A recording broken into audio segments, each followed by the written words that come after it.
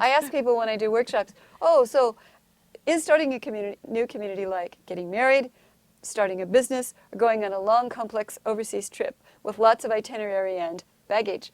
And the answer is all three.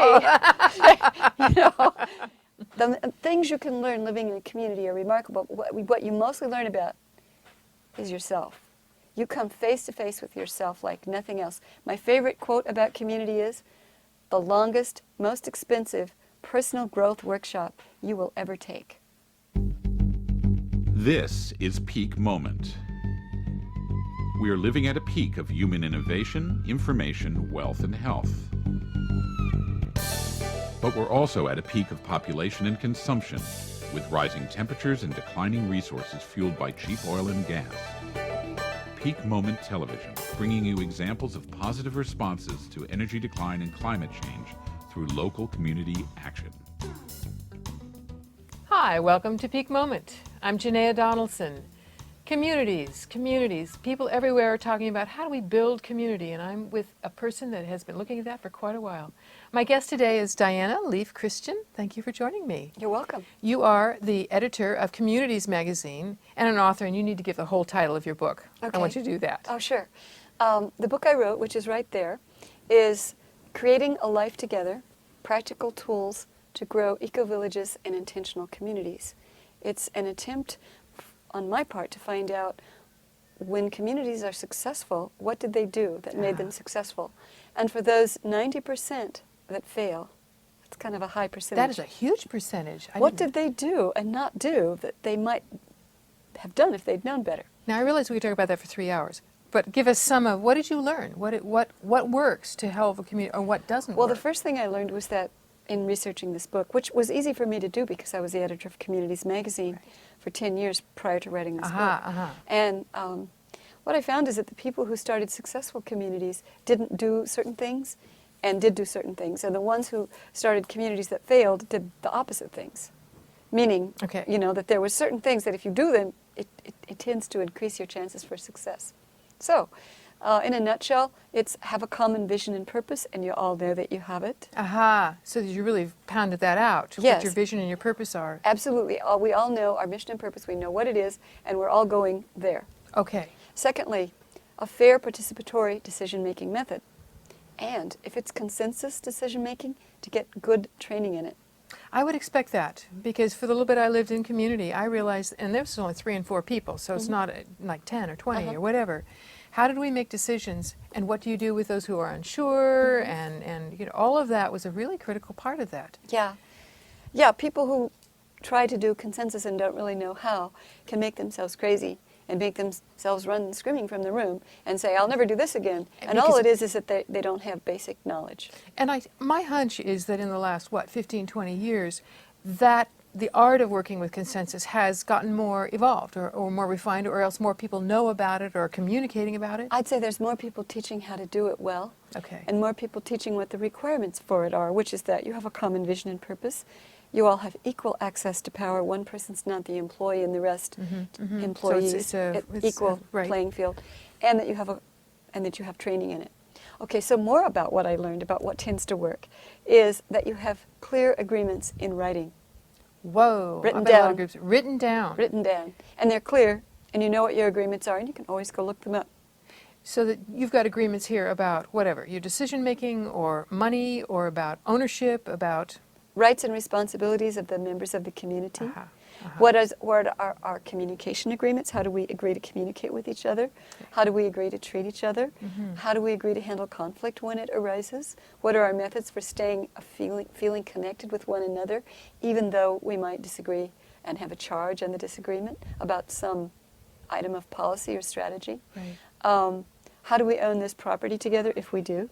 What are our financial obligations? What are our labor obligations? What are our agreements if some of us don't do what we say we'll do or don't honor our agreements? What then? What do we do? Yes. Yeah. That was a big one we spent a while with. It's like, what do you Yes. do when you agreed, it doesn't happen, now what? Yeah, now what? And And a lot of new communities don't think that they have to think about that.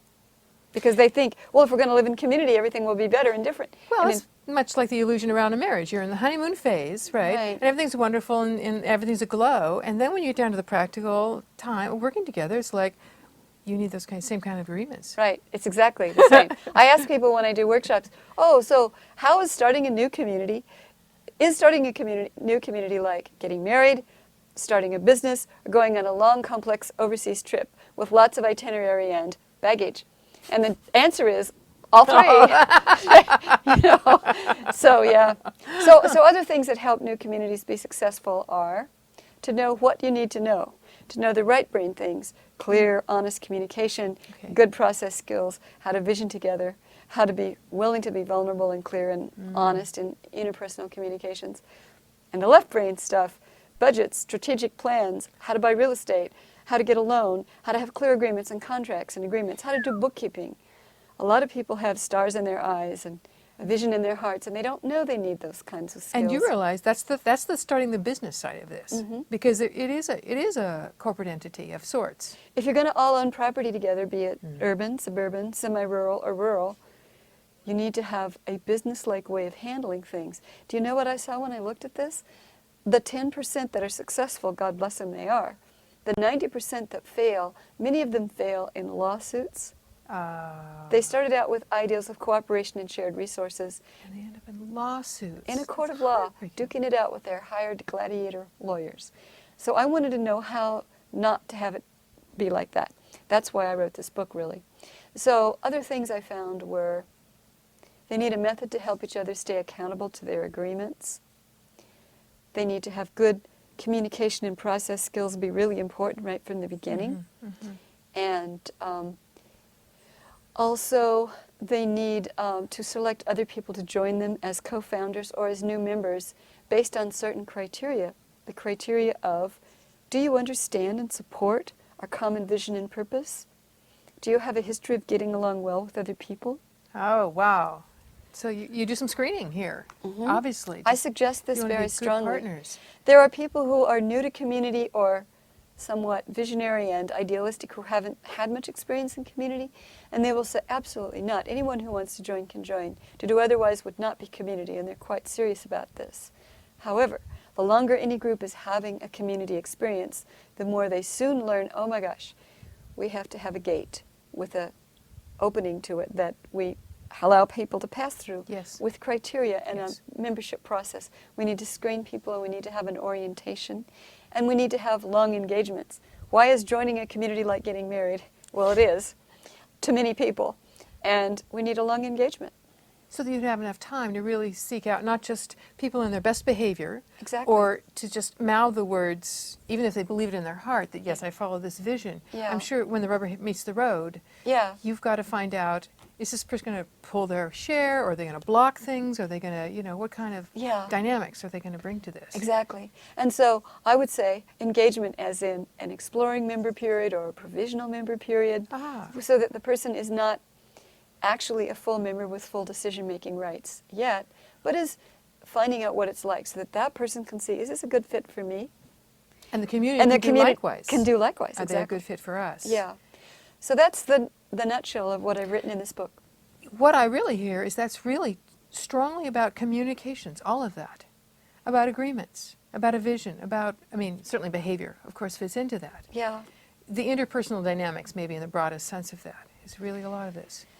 Yeah, and also, why is the group together? What is it they hope to do? If the word vision means how we see the world as are wanting it to be a better place and a different place than it is now, I think a mission and purpose is, so what are we going to do?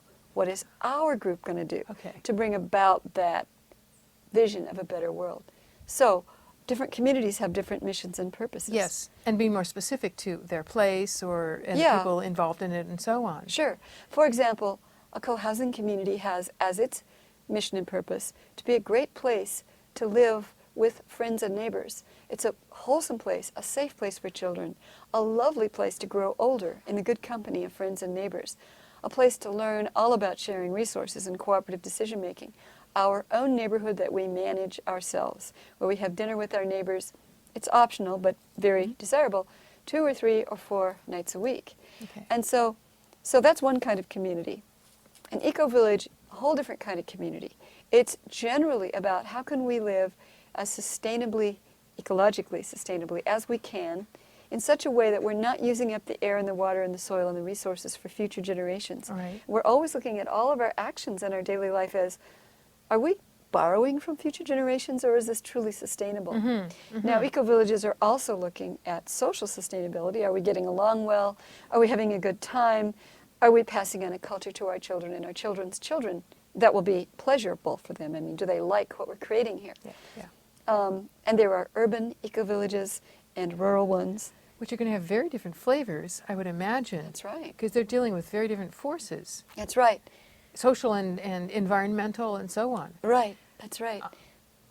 I hadn't thought about that the structures of different, when we were, the communities movement was, what, in the 70s, 80s? Well, in North America, it's been here all along, but there was a That's sudden true. wave of grassroots interest, perhaps in the late 60s and early 70s and early 80s. And that was maybe the old hippie commune style, right. which there are a few of those communities left, but not very many. And then in the early 90s and throughout the middle 90s and the late 90s until now, there was a huge new wave of interest, even larger, I would say. But it has another turn on the spiral, if you will.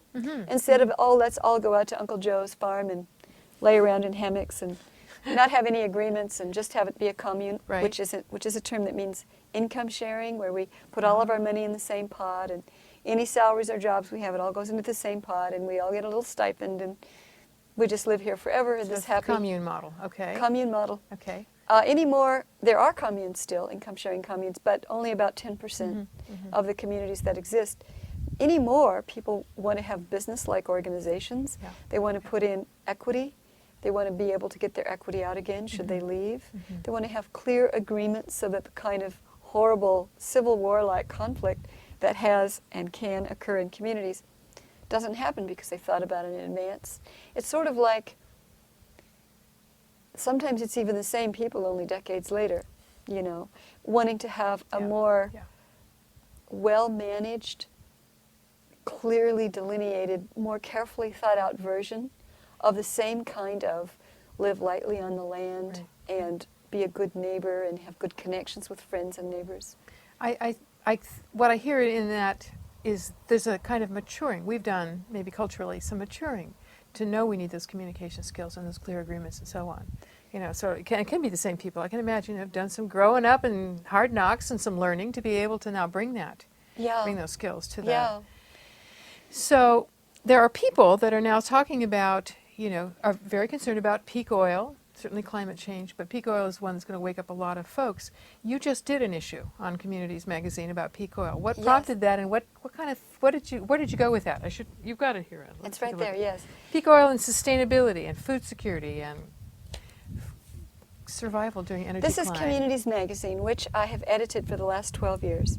It's a publication of the nonprofit Fellowship for Intentional Community, which does a number of beneficial actions for anyone interested in joining communities, being in communities, starting communities. So Communities Magazine is a quarterly magazine that our nonprofit publishes. And so we do a different theme each time. And here in the spring 2006 issue, the name of the issue is Peak Oil and Sustainability. So some of the authors who contributed articles said, oh, good, I'm going to join a community because there will be plenty of food and shelter and safety there. And other authors said, don't count on it, sweetheart, because a community is only just a little bit more sustainable than any suburban neighborhood or any city place, so you might be better off for a very short while, and then you won't be. So what are your relations like with your neighbors in your community? Are you in excellent terms with them? Do they highly value you? Do you have something so valuable to them that they feel a sense of concern about your safety and well-being? The lead article, which I co-wrote with Jan Steinman, said, okay, here's what peak oil is. Here are the likely consequences of it. What are the reasons someone living in a community might have false hope or some ideas that are probably not too sound? So then we take these ideas like, oh, well, we're off the grid. And we just debunk that. Oh, yeah, what about when your batteries need replacing? What about when your inverter breaks? Right. What about when your DC disconnect no longer disconnects? Yes. Yeah. And so on and so on. Oh, well, we have plenty of wood. We can heat ourselves with wood. Oh, really? How long have you got wood for? Do you have so much forest that even just dead wood is going to get everybody through a winter? And everybody around you, your neighbors, because there's the poachers. Exactly. Who will come get it for the same purpose. Yeah, and there really can't be a society with haves and have-nots in a time when people are increasingly feeling the press of ever-escalating food prices and ever-escalating fuel prices Right. and ever-escalating prices of utilities and ever-escalating prices of everything from medicines to glasses to false teeth to insulin to medical care Yes. to Yes. everything that people need. So if oil is the underlying basis economically and physically of everything from soil amendments to plastic to transportation Everything. to the energy that creates manufacturing from power plants that use barrels of oil for that. Right. So what is that going to do as it becomes increasingly scarce to our economy and to our physical needs? So when people say, oh, the answer is eco-villages, I think maybe, maybe not. We have to be intelligent about this. I think there's a kind of utopian view that says, oh, we can just, as if we are not interdependent on all kinds of things around ourselves, just as you mentioned. Yes, absolutely. What I hear in that also is that desire to come together. People talk about, not going it alone, and it's a kind of a, I see as we approach peak oil, people talk more about building their neighborhoods and their communities and getting to know each other and bonding. So this automobile and this oil that has managed to separate us out and isolate us out into our little metal boxes on wheels, Yeah. the loss of that may indeed be what starts to get people talking. And I would imagine the skills that you're talking about in an intentional community, we need that in our neighborhoods, Do we ever? all over the place. There are a lot of skills which you might call products that intentional communities can export Aha. to the wider world. Okay. Consensus decision making, shared power, cooperative decision making, good communication and process skills for keeping up a sense of connection, maintaining a sense of being connected and in a good relationship with others while even disagreeing on Yes. matters of policy or strategy. And buying in volume, bulk buying, Yes. bulk sharing goods, sharing resources. Right. Right. There have been intentional communities who slowly but surely begin to influence their neighbors, local regulatory agencies, the building inspectors. Various communities have had an effect on the wider community around them. That's heartening. Actually, I live in Nevada City, and so we have a very large intentional community just beyond in the Ananda Village. And I've watched how they pioneered some things, for example, building new kinds of electronic gear for off-grid, because they were all off-grid, that have come back into the wider community and helped all of us.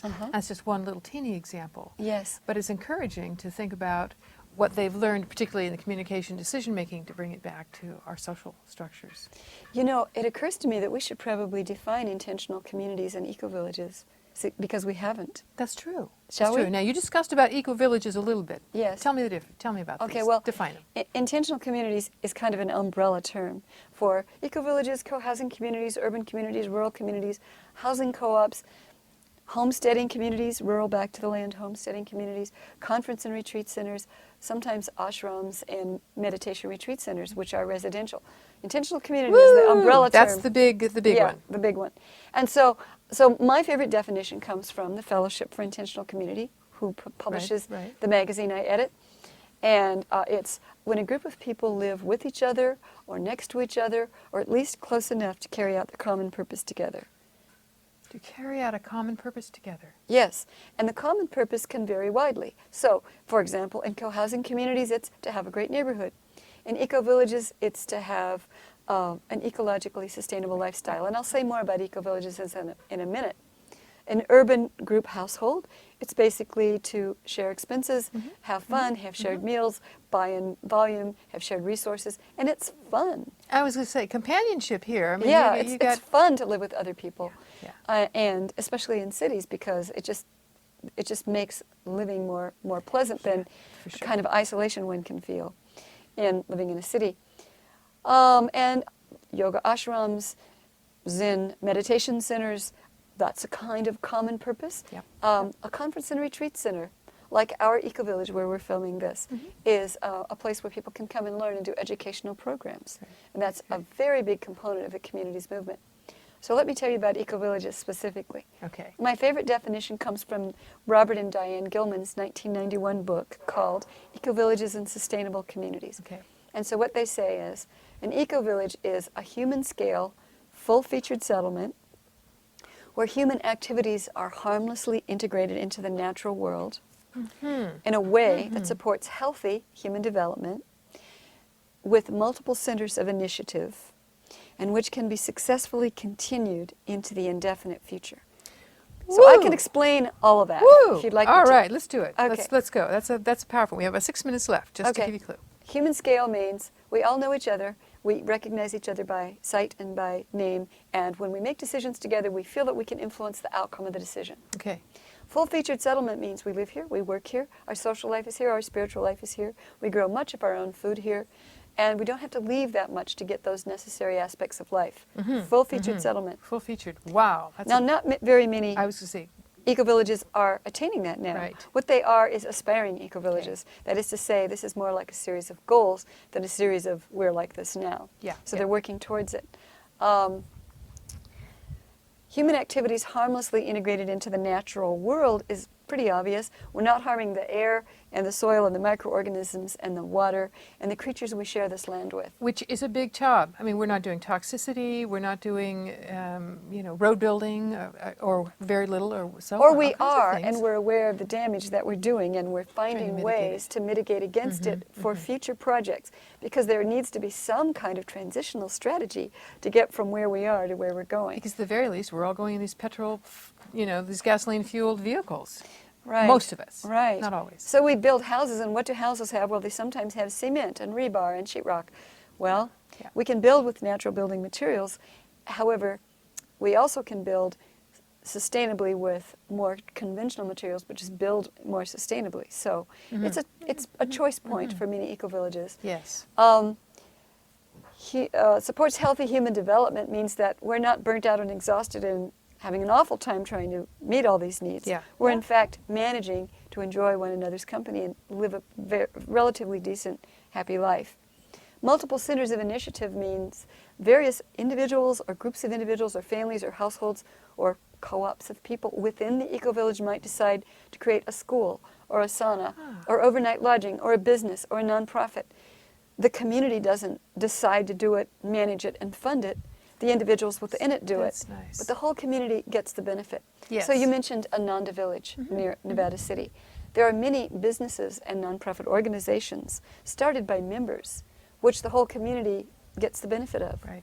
And somebody's good idea, they took the initiative, and hence they benefit, the community benefits. Both the community and the broader community, I will point out, not only just the Ananda Village, but the Sure. broader community Sure. is benefiting. That's right.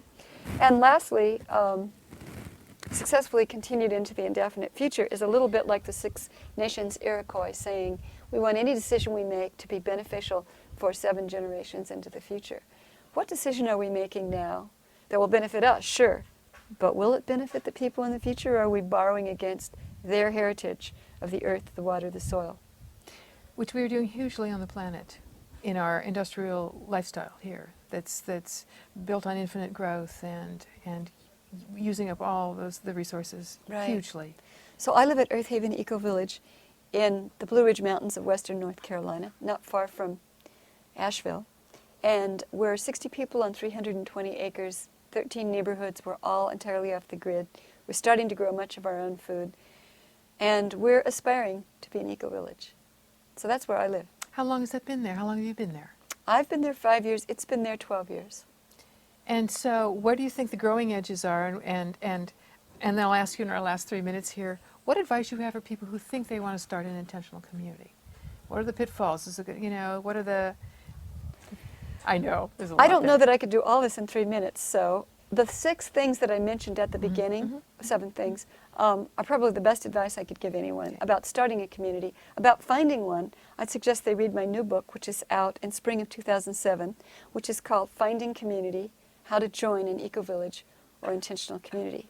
It's good advice about how to find them, how to research them, how to visit them and be a good and welcomed guest, how to evaluate one's visit, how to choose from among one's candidates of communities, and how to enter gracefully in a way that's pleasant for the person joining the community and for the community as well. Sounds like the next perfect step after you're, how do you start one? Well, Well, I got to thinking that maybe there needed to be some advice for folks who were saying, okay, where are they? yeah. What do I need to know? How can I do this in a way that doesn't make me crazy or as hard? So I wanted to make it easier. That's a good gift. It's Yeah. a good gift to us. Yeah. So what have you learned in your time living in your intentional community? Oh, I've learned how to tie rebar and pour cement, how to water batteries and read the trimetric meter, how to get along well with people better than I used to know how to facilitate a meeting, how to cook for lots of people, how to do dishes for lots of people, how to be on committees, how to take minutes. I've learned some of my worst faults and some of my best attributes. Sounds like real world with the volume turned up in a Yes, sense. that's exactly what it is. You just intensified it. It's like Life 101, but cubed. Because it's there in your face. You can't Yeah. run from it. That's right. See, in our mainstream culture, you can run from another relationship. You can move. You can Yeah.